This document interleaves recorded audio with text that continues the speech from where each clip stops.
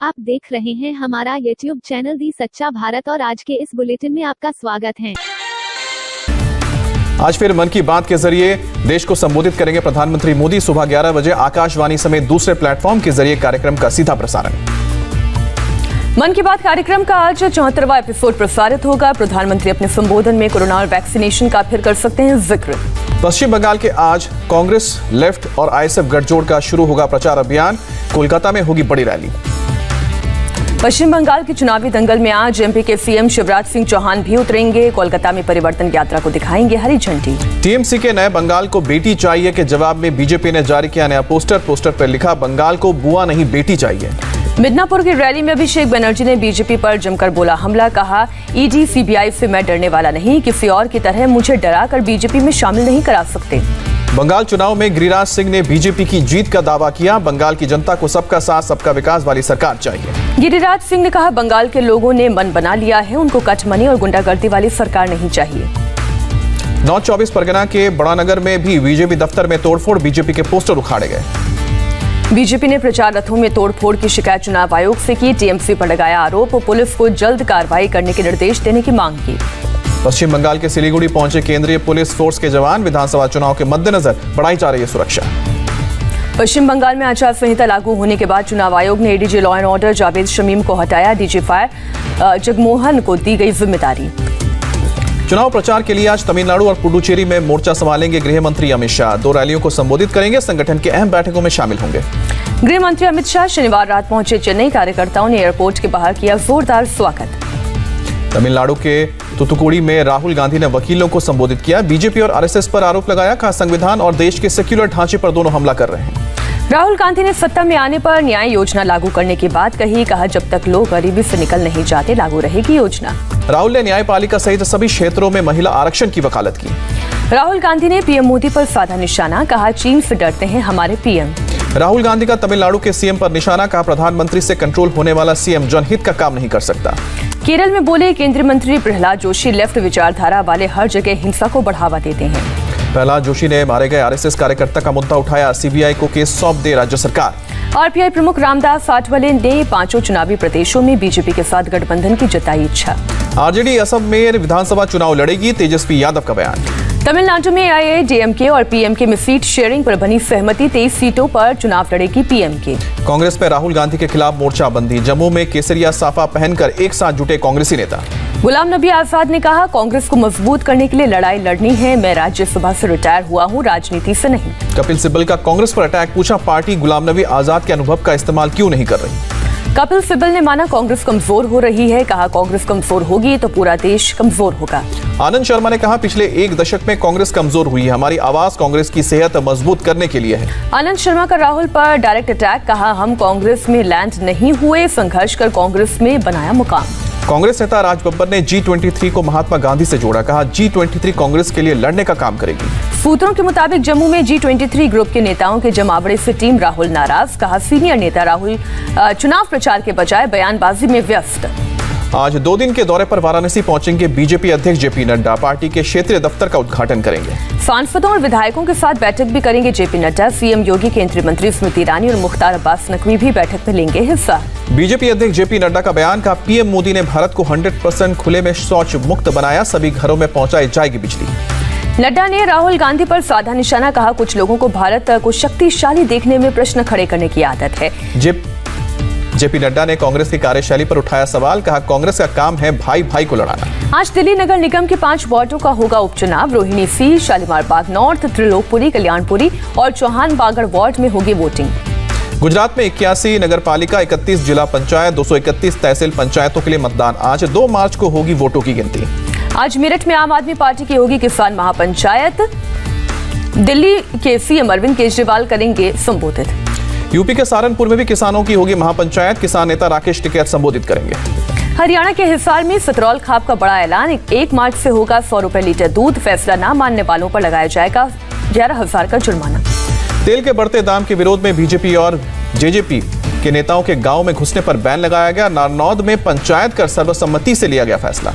इसरो के साल 2021 के पहले मिशन का काउंटडाउन जारी। श्रीहरिकोटा से ब्राजील की सैटेलाइट अमेजोनिया 1 की आज होगी लॉन्चिंग। बालाकोट एयर स्ट्राइक की दूसरी वर्षगांठ को वायुसेना ने उसी अंदाज में मनाया। एयर स्ट्राइक की एक्सरसाइज कर लंबी दूरी के लक्ष्य को ध्वस्त किया। बालाकोट की दूसरी वर्षगांठ पर राजस्थान में टारगेट मिशन प्रैक्टिस को अंजाम दिया गया। प्रैक्टिस में भी बालाकोट में असल ऑपरेशंस करने वाले स्क्वाड्रन ने एयर स्ट्राइक को दिया अंजाम। सीज फायर समझौते पर बोली उत्तरी कमान के जीओसी, नियंत्रण रेखा पर शांति बहाल होगी। पाकिस्तान के पीएम इमरान खान ने सीज फायर समझौते का स्वागत किया, कहा बातचीत से विवाद को सुलझाया जाना चाहिए। मुंबई में मुकेश अंबानी के घर के बाहर मिले जेलेटिन से भरी स्कॉर्पियो मामले में नया खुलासा। मुलुंड टोल प्लाजा पर स्कॉर्पियो के साथ एक इनोवा कार की तस्वीर भी सामने आई। एंटेलिया के बाहर संदिग्ध कार मामले में अब तक 700 कैमरे की फुटेज की जांच हुई, पुलिस ने दी जानकारी। मुंबई पुलिस के जॉइंट सीपी क्राइम का बयान, जेलेटिन स्टिक के ओरिजिन का पता लगाया जा रहा है। जॉइंट सीपी मिलिंद भराम्बे ने कहा 20 से 25 लोगों का बयान दर्ज किया गया है। एनआईए भी कर रही है मामले की जांच। पश्चिम बंगाल के नॉर्थ 24 परगना के एक प्राइवेट अस्पताल पर गंभीर आरोप, ममता के हेल्थ कार्ड से मुफ्त में इलाज करने से किया मना, इलाज नहीं मिलने पर बुजुर्ग की मौत। देश में कोरोना केस में बढ़ोतरी जारी, 24 घंटे में 16,803 लोग पाए गए पॉजिटिव, 112 लोगों की हुई मौत। देश में अब तक 77% स्वास्थ्य कर्मियों ने कोरोना वैक्सीन की पहली डोज ली है, स्वास्थ्य सचिव ने जानकारी दी। सरकार ने प्राइवेट अस्पतालों में कोरोना की वैक्सीन की कीमत तय की, एक डोज के लिए 250 रुपए चार्ज कर सकते हैं प्राइवेट हॉस्पिटल। वैक्सीन को लेकर गुजरात सरकार का फैसला, निजी अस्पतालों में 250 रुपए में लगेगी वैक्सीन। भारत ने ग्वाटेमाला में कोरोना वैक्सीन की 2 लाख डोज भेजी। ग्वाटेमाला के राष्ट्रपति ने पीएम मोदी और विदेश मंत्री का शुक्रिया अदा किया। महाराष्ट्र समेत 8 राज्यों में बढ़ते कोरोना संक्रमण ने सरकार की बढ़ाई चिंता, केंद्रीय कैबिनेट सेक्रेटरी ने बैठक की। कैबिनेट सेक्रेटरी राजीव गौबा ने प्रदेश सचिवों को दिया निर्देश, कहा कोरोना नियमों में ढिलाई बरतने की जरूरत नहीं।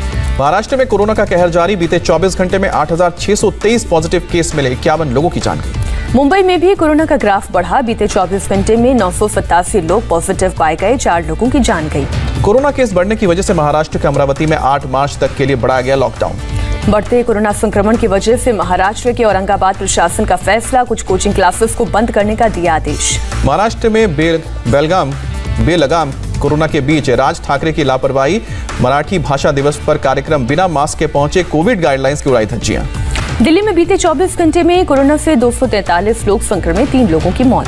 यूपी में कोरोना के सिर्फ 78 नए मामले सामने, रिकवरी रेट 98.2%। अहमदाबाद समेत गुजरात के 4 शहरों में नाइट कर्फ्यू को 15 दिन के लिए बढ़ाया गया। केरल में कोरोना के 3,792 नए केस, बीते 24 घंटे में 18 लोगों की मौत। दुनिया भर में कोरोना से 11 करोड़ 43 लाख से ज्यादा लोग संक्रमित, 25,36,000 से ज्यादा संक्रमितों की मौत। अमेरिकी संसद ने पारित किया $1.9 ट्रिलियन का कोरोना राहत बिल, आम लोगों और कारोबारियों को मदद दी जाएगी। कनाडा में कोरोना वैक्सीन एस्ट्राजेनेका के इस्तेमाल को मिली मंजूरी। दिल्ली के कालकाजी इलाके में बहन को छेड़ने के विरोध में भाई को चाकू मारने के मामले में पुलिस ने 5 लोगों को पकड़ा, 2 नाबालिग आरोपी भी शामिल, सभी से पूछताछ जारी। दिल्ली के आर.के. पुरम से पुलिस ने 2 सुपारी किलर को किया गिरफ्तार, फरीदकोट और पंजाब के रहने वाले हैं दोनों किलर। एमपी के भिंड में भीमराव अम्बेडकर की प्रतिमा स्थापित करने को लेकर 2 समुदायों में विवाद, पुलिस की मौजूदगी में पथराव और हाईवे जाम की कोशिश, एक महिला सहित 8 लोग गिरफ्तार। रतलाम में कांग्रेस नेता की खुलेआम गुंडागर्दी, महिला तहसीलदार को कहीं से भी खोदकर उठा लाने की धमकी दी, धमकी देते हुए वीडियो हुआ वायरल। बलरामपुर में समाजवादी पार्टी के पूर्व विधायक आरिफ अनवर हाशमी के खिलाफ गैंगस्टर एक्ट में कार्रवाई, अवैध रूप से बनाई गई जमीन को कुर्क की गई। सूरत में भाई के साथ मिलकर महिला ने पति को टेम्पो के पीछे बांधकर 600 मीटर तक घसीटा, पति की हालत गंभीर, स्थानीय लोगों ने आरोपी भाई बहन को पकड़कर पुलिस के हवाले किया। लखनऊ के ठाकुरगंज इलाके में जमकर मारपीट, सिर पर वार करने से लहूलुहान हुई एक महिला की नाबालिग बेटी से आरोपियों ने की थी छेड़छाड़, पीड़ित ने कराया था मुकदमा दर्ज, नाराज महिलाओं ने बोला हमला, वायरल वीडियो सामने आने के बाद पुलिस ने आरोपियों को गिरफ्तार किया। राजस्थान के जोधपुर में MBBS फाइनल ईयर के स्टूडेंट ने किया सुसाइड, पुलिस मामले की जांच कर रही है, छात्र के कमरे में मिला है सुसाइड नोट। ब्रिटेन ने तालिबान के खिलाफ लड़ाई में अफगानिस्तान को समर्थन का भरोसा दिया, राष्ट्रपति अशरफ गनी से प्रधानमंत्री बोरिस जॉनसन ने फोन पर बात की। धार्मिक कट्टरता की वजह से पाकिस्तान में बढ़ रहे हैं आतंकी हमले, पाकिस्तान इंस्टीट्यूट ऑफ पीस की रिपोर्ट। सीरिया में गैस पाइपलाइन पर हमले के बाद लगी भीषण आग, हमले में कोई हताहत नहीं, अब तक किसी संगठन ने नहीं ली जिम्मेदारी। मिडिल ईस्ट में बढ़ते तनाव के बीच महीने में दूसरी बार ईरान पहुंचे इराक के विदेश मंत्री, क्षेत्र में बढ़ते तनाव पर चर्चा। म्यांमार में लोकतंत्र समर्थकों का दमन तेज, विरोध को कुचलने के लिए गिरफ्तारी को बढ़ाया। प्रदर्शनकारियों को तितर बितर करने के लिए सुरक्षा बलों ने आंसू गैस और रबड़ की गोलियों का इस्तेमाल किया, 6 प्रदर्शनकारी घायल। लोकतंत्र समर्थकों के साथ विरोध प्रदर्शन में शामिल हुए मॉन्क के बौद्ध भिक्षु, सिविलियन नेताओं को छोड़ने की मांग। नाइजीरिया में अगवा हुए 42 लोग आजाद, 317 स्कूली लड़कियों का अब भी कुछ पता नहीं। अंटार्कटिका से बहुत बड़ा आइसबर्ग टूटा, ब्रिटेन के काउंटी बेडफोर्डशायर के आकार का है। भारत इंग्लैंड के बीच बिना दर्शकों की होगी वनडे सीरीज, कोरोना के बढ़ते मामले को देखते हुए महाराष्ट्र सरकार का फैसला। वनडे सीरीज के सभी मैच पुणे में ही आयोजित किए जाएंगे। सीरीज का पहला मैच 23 मार्च को खेला जाएगा। इंग्लैंड के खिलाफ चौथे टेस्ट में नहीं खेलेंगे तेज गेंदबाज, बुमराह निजी कारणों से नहीं लिया। इंग्लैंड के पूर्व कप्तान माइकल वॉन ने अहमदाबाद हार के बाद बीसीसीआई पर निकाली भड़ास। कहा, बीसीसीआई को जितनी छूट मिलेगी आईसीसी उतना ही शक्ति विहीन होगा। इंग्लैंड के पूर्व कप्तान एलिस्टर कुक ने टीम इंडिया के कप्तान कोहली पर सवाल उठाया। कहा, बीसीसीआई की तरह अहमदाबाद की पिच का बचाव किया। इंग्लैंड के पूर्व तेज गेंदबाज डेरेन गॉफ ने भारतीय टीम की तुलना 90 के दशक की कंगारू टीम से की। कहा, टीम इंडिया विरोधी टीम पर दबाव बनाकर हर हाल में जीत चाहती है। दक्षिण अफ्रीका के खिलाफ वनडे और टी20 मैच के लिए भारतीय महिला टीम का ऐलान। वनडे में मिताली राज और टी20 में हरमनप्रीत को मिली कमान।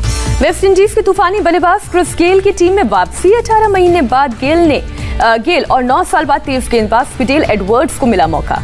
आईपीएल के लिए कोलकाता और अहमदाबाद समेत 5 शहर का नाम शॉर्टलिस्ट है। मुंबई का नाम नहीं, बाकी 3 नाम चेन्नई, बेंगलोर और दिल्ली।